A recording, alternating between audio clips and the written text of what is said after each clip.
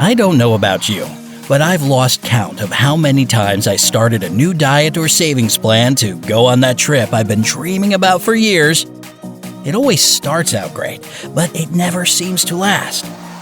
If that strikes home for you, then let me tell you about what I've learned about changing your life for the better. It's actually quite shocking how simple the solution to this problem really is. I promise I'm not going to bore you with the usual "eat healthy and start working out" mantra you probably know all too well. We all want to achieve a healthy lifestyle, save some money, or just do that thing that's been on our bucket list for years. It's the journey that becomes too bumpy, and we give up before even truly experiencing the benefits. But maybe it's time to take a hint from Neil Armstrong and realize that small steps can be the answer to taking giant leaps. All you need to succeed is to remember the importance of pace. It's the classic Rome wasn't built in a day philosophy that usually gets disappointed sighs or eye rolls. Of course you want to bring change to your life and see the results right away. But take a step back and try to remember how you got to where you are now. How many years you've been building on your bad habits and unhealthy lifestyle? You have to set a steady, realistic pace to change these years of bad habits into good ones. All those promising New Year's resolutions like saving up, eating healthy, and exercising only last up until a bad day at work, or a fight with your partner, or a buy one, get one free at the donut shop down the road. Why do we do this to ourselves every year? Or, if you're like me, quite a few times in a year.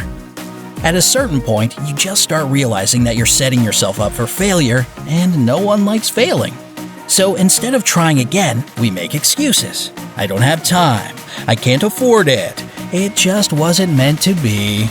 How can I pass up such a great deal on donuts? Sound familiar? Swapping out bad habits for good ones is no easy feat, and it's not supposed to be. Open up any dictionary and look up the word habit. It's a settled or regular tendency or practice, especially one that's hard to give up. Did you get that last part? It's hard to give up bad habits. It's hard to swap your daily fries for a salad. It's hard to suddenly start taking an extra hour out of your busy day to hit the gym. And that's okay. Cut yourself some slack and stop feeling guilty. Slowing down can actually help you make those healthy changes you so desperately crave. And let's face it, we do crave it. We want to look and feel good, and we really want to be financially independent. But maybe you should stop trying to become the perfect version of yourself overnight. This is the main reason people give up. They push themselves too hard from the get-go. So take a deep breath, slow down, and check it out. If you want to start saving some money to pay off your debt or actually go on that long postponed getaway you've been dreaming of, don't bite off more than you can chew. Don't start off by putting half of your salary into a fixed savings account and starving yourself for a month. Take baby steps. Cut back on something small first. Stop buying coffee every morning and take a thermos with you to work. Pack a lunch while you're at it. Perhaps you could join a carpool to get to work? Once you get used to these little changes, you can add something else like cutting back on expensive nights out or watching your energy consumption to bring your bills down. Slowly but surely, you'll start noticing you have more disposable income towards the end of the month. Once this happens, you can start saving up what's left at the end of the month and not what you still need to survive till payday comes along.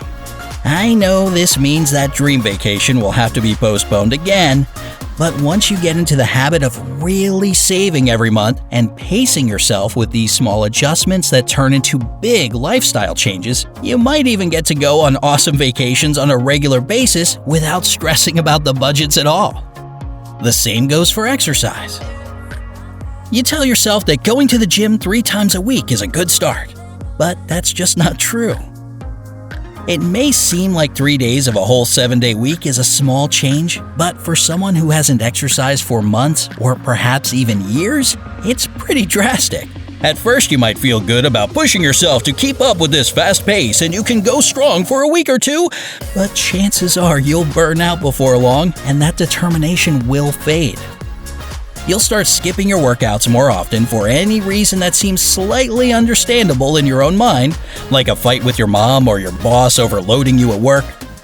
Not only is it hard to keep up with a new intense routine, it can also have really serious consequences. Research posted in an Australian sports journal discussed how intense exercise regimens increase the chance of developing leaky gut syndrome. That doesn't sound too good, does it? Well, that's because it's not. This is a condition that leads to the weakening of the lining of your gut. Now, that lining is there to keep all that icky stuff in your gut from oozing into your bloodstream. If this happens, your blood becomes toxic and you can get really sick. Research has also shown that overdoing it when it comes to exercise can lead to abnormal heart rhythm, loss of bone density, serious muscle injuries, and even a weakened immune system. So instead of punishing your body with a sudden and strict workout routine, cut yourself some slack. You're still human after all. Set the pace at a rate you can easily keep up with. Try starting out with a beginner yoga session once a week or a walk in the park every few days. This will be a much more realistic commitment to keep, and you probably won't give up on it so easily. And again, once you get used to these small changes, you can slowly add to them and work your way up to going to the gym 3 times a week or jogging on a regular basis. It's totally possible if you only allow yourself the time you need to get there. Extreme diets are also not the answer to a healthier lifestyle.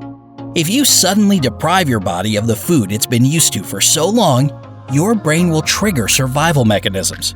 Yes, that's right. Your body will start to think it's starving and trigger cravings to try and get you to eat. What's even worse, dietitian Lisa DeFazio warns that rapid weight loss can even make your body start using your muscle mass as a fuel source. Plus, it's not like you're doing yourself any favors. An article by the National Center for Eating Disorders states that rapid weight loss leads to lethargy and slows down your metabolic rate. That means you don't burn as many calories and thus lose weight as quickly as you did when you started your diet. So when that number on the scale doesn't change, you lose hope and give up. On top of that, you just feel drained. Isn't the idea of diet and exercise to feel better?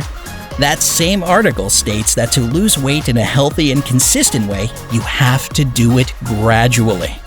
Multiple studies also show that if you lose weight at a slow, consistent pace that's healthy for your body, the chances of it staying off for good are a lot higher.